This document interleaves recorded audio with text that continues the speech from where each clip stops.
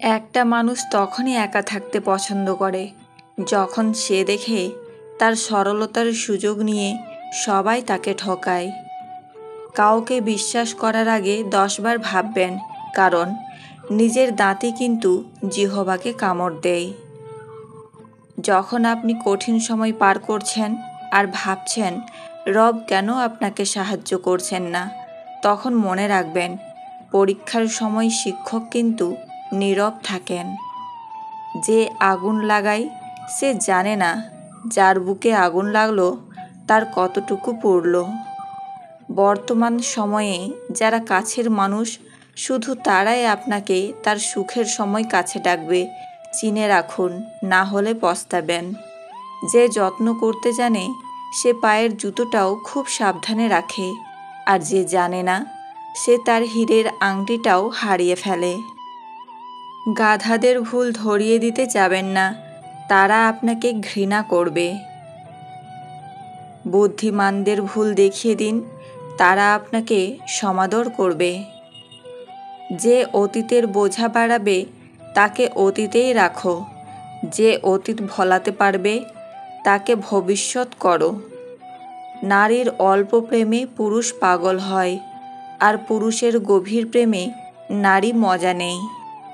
আমরা যখন কোনো মৃত ব্যক্তিকে কাঁধে করে কবরে নিয়ে যাই, তখন আমরা ভাবি যে আমরা তাকে নিয়ে যাচ্ছি। এটা মনে হয় ভুল ধারণা। বরং সেই মৃত ব্যক্তি আমাদের সবাইকে নিয়ে যাচ্ছে এটা বোঝাতে যে এখানে তোমাদেরকেও একদিন আসতে হবে আমার মতো। এটাই অন্তিম ঠিকানা।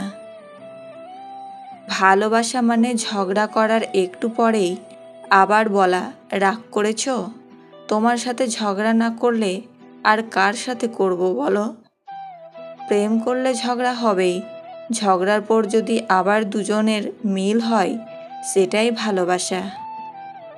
কাউকে অসম্মান করতে শিক্ষার দরকার পড়ে না, কিন্তু কাউকে সম্মান দিতে গেলে শিক্ষার দরকার হয়, আর সেটা হলো বাবা মায়ের দেওয়া শিক্ষা।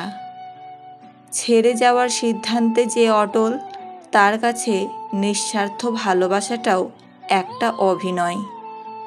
যারা বেশি মিষ্টি মিষ্টি কথা বলে পেছন থেকে ছুরিটা তারাই আগে মারে।